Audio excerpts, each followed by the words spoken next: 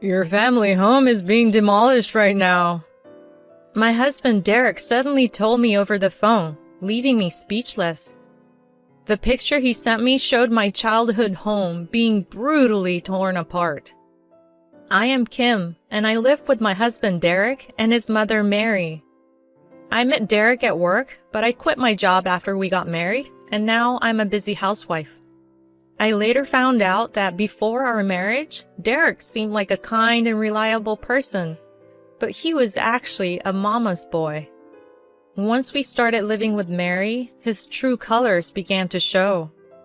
His devotion to his mother was nauseating, as he always prioritized her over me, his wife. Everything in our home, from the interior design to the furniture and daily meals, was decided according to her wishes. Just by drinking coffee, she quickly became the queen of our household, and I was left to do all the housework like her servant. Derek didn't care at all about how miserable or exhausted I felt. I'm starting to wonder if I married him just to take care of her.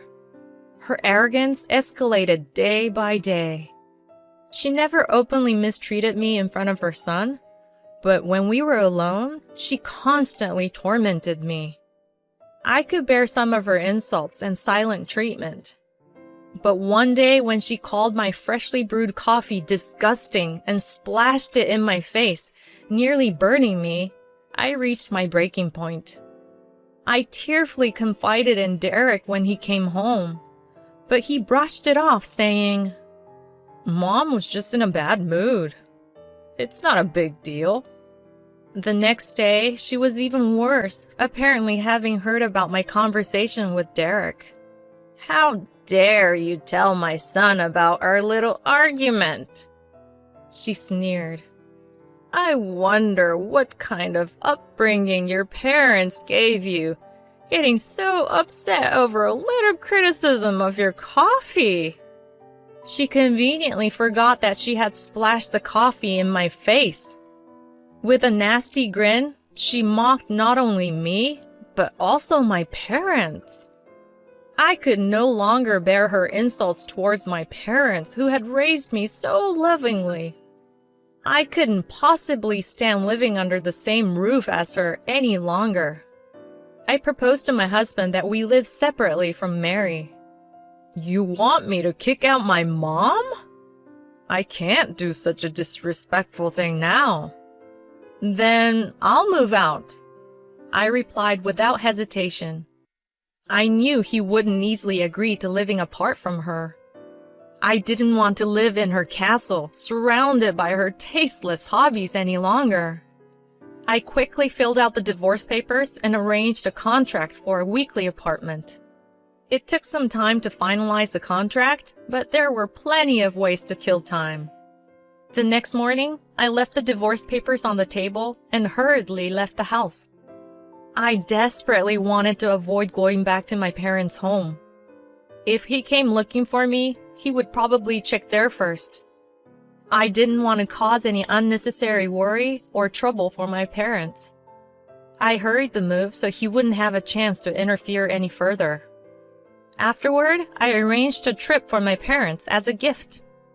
I broke into my savings from before I got married to finance the gift.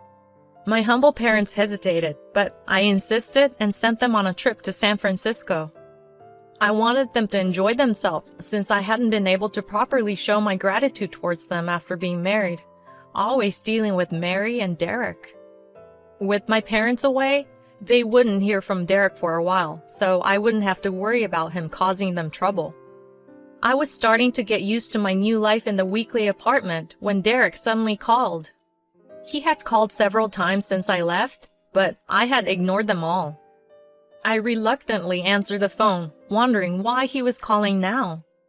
Derek sounded surprisingly cheerful on the other end of the phone, asking, "How are you?" I cautiously replied, "What do you want?" Unapologetically, he continued, "I'm having your family home demolished right now." I fell silent for a moment, not understanding what he was saying. Demolished? Did you say demolished? Like destroying? What on earth are you talking about? Don't mess with me, I retorted, still not grasping the meaning of his words. He remained nonchalant. Yeah, I'm selling the land your family home is on to buy my mom a luxurious house. I was left speechless by his nonsensical statements. With a smug tone, he said, "We're married, so it's shared property, right?" And hung up the phone. Only the cold, electronic, disconnected tone remained. What kind of ridiculous logic is that? It's like something an alien would say. I couldn't tell if it was a prank or if he was serious, so all I could do was stare at my silent phone. Then a notification popped up immediately. A picture had been sent. It was from Derek. When I opened it, there was a picture of a house being torn down. The white walls and blue roof were just like my family home. I could feel the blood drain from my face. I tried calling him back furiously, but he completely ignored me. I couldn't help but collapse onto the floor. Later, I found out that after I had left, he went to my parents' house, as expected. He learned from a neighbor that my parents were on vacation. The neighbor also mentioned that I hadn't returned to my family home. Upon hearing this, he became outraged. So she tells my mom to live alone while her parents go on a luxurious trip? Though it was an absurd grudge, it must have seemed unfair to him. In a fit of anger, he decided to demolish the house as revenge. Unfortunately for him, neither my parents nor I were there. Moreover, he hadn't submitted the divorce papers yet. He thought that since we were still married, he could do whatever he wanted with my property. Hello? Sis, are you okay? I hurriedly called my sister, who was still living at the family home. I didn't know how he managed to do it, but if he forcefully demolished the house with her inside, what would happen to her? I anxiously waited for her to answer. After several tones, my sister answered the phone in a relaxed tone. Hello? What's wrong? I just woke up. The house! Is it okay? Even though I asked with a sense of urgency, my sister's attitude didn't change. It almost made me feel like I was overreacting. The house? Oh, Keith across the street seems to be having some renovation work done or something, but our house is fine. I couldn't believe it. But that had to be it. I fell silent for a moment.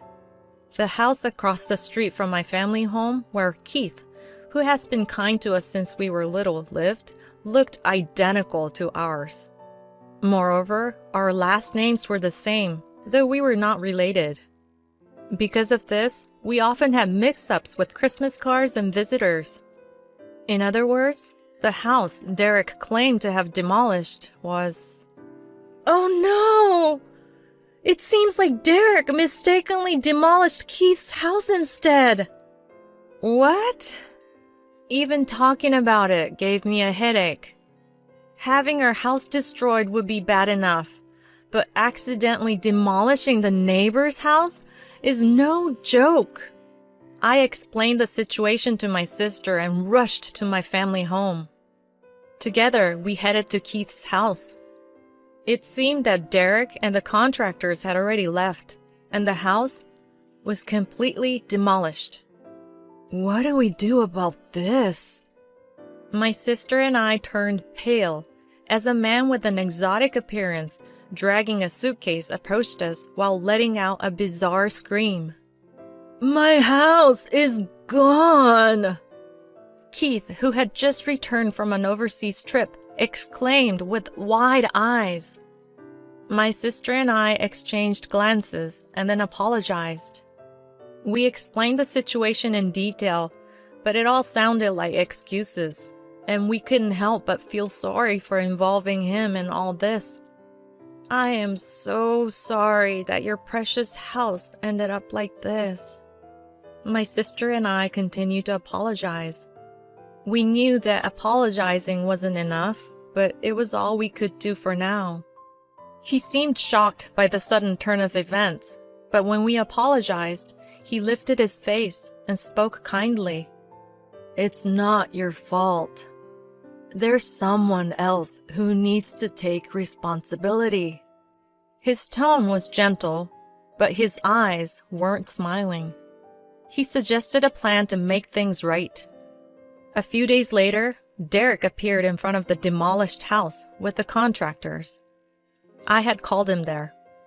It was a gamble whether he would come or not, but perhaps he was intimidated by the formal protest or simply wanted to see my crying face. Either way, he agreed to come.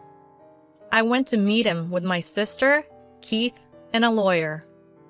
Derek seemed surprised to see me with allies, but he quickly put on a brave face. What do you want now? Nothing can be done about the demolished house. Besides, it's our shared property as a married couple. You have no right to complain. He still didn't know the truth. I responded to him with a hint of pity. The house you destroyed wasn't my family home. It was Keith's house. As I introduced him, Keith glared at Derek and stepped forward. The usually gentle man was truly terrifying when angry. Even Derek, meeting him for the first time, shrank back from Keith's intensity. Then he argued back. No, but your maiden name is Jackson, right? I checked properly before demolishing it. Hearing that he had demolished someone else's house, Derek started to panic. I sighed as if to interrupt him. It's not that unusual of a last name. We just happen to live in a similar house and have the same last name. But what are the odds? He was genuinely upset, but it sounded like a comic retort. My sister chuckled beside me. This is hilarious! So hilarious! Ignoring her, I continued. Besides, do you even understand what shared property means? My family home's land isn't part of our shared property. Maybe you should ask this lawyer here for some advice. At my signal, the lawyer handed Derek a business card. Derek seemed surprised, apparently not realizing he was a lawyer, and stared at the card. My sister leaned in to look at Derek's face and spoke to him mockingly. Don't you know Keith Jackson of our city? He's a famous landowner around here. Indeed, Keith was not just an ordinary man. As my sister later explained, he used to be an executive at the company where Derek worked, which was also the company where I met him.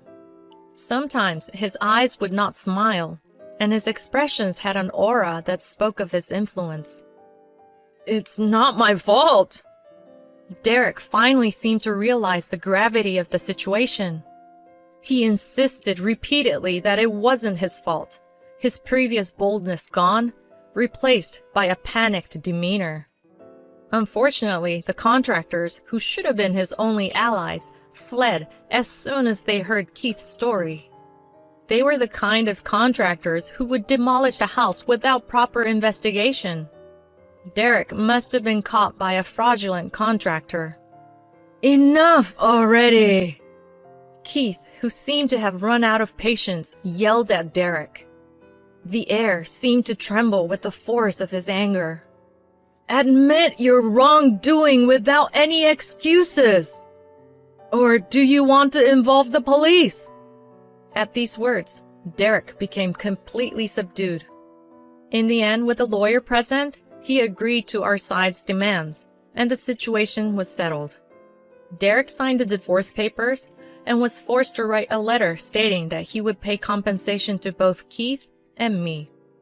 The compensation amount was quite significant because of the house demolition, and he had already incurred debt for the demolition costs. The unscrupulous contractor had already taken the money and disappeared without a trace, leaving Derek with no one to rely on and struggling to repay the debt. The fallout also affected Mary. She had thought she would live with Derek in a luxurious house, but when her son demolished the house of wealthy landowner Keith Jackson, she instantly became a target of ridicule. Naturally, she could not accept such a situation, and soon she could not leave her house. As for Keith, although his house was demolished, he hadn't suffered too much damage. The reason he had gone on an overseas trip was his daughter who lived abroad. He had received an international call from his son-in-law saying that his daughter was about to give birth. Having lost his wife 20 years ago, Keith doted on his grandchild and decided to live abroad with his daughter, as she had previously consulted with him. So he intended to demolish the house and sell the land after selling his business. Of course, he was shocked because the house had disappeared sooner than expected. But he laughed, saying that the result was the same. I didn't inform my parents of anything until they returned from their San Francisco trip because I didn't want to ruin their vacation. When they returned home and heard the whole story, they turned pale and were speechless. But they were relieved that nothing had happened to me.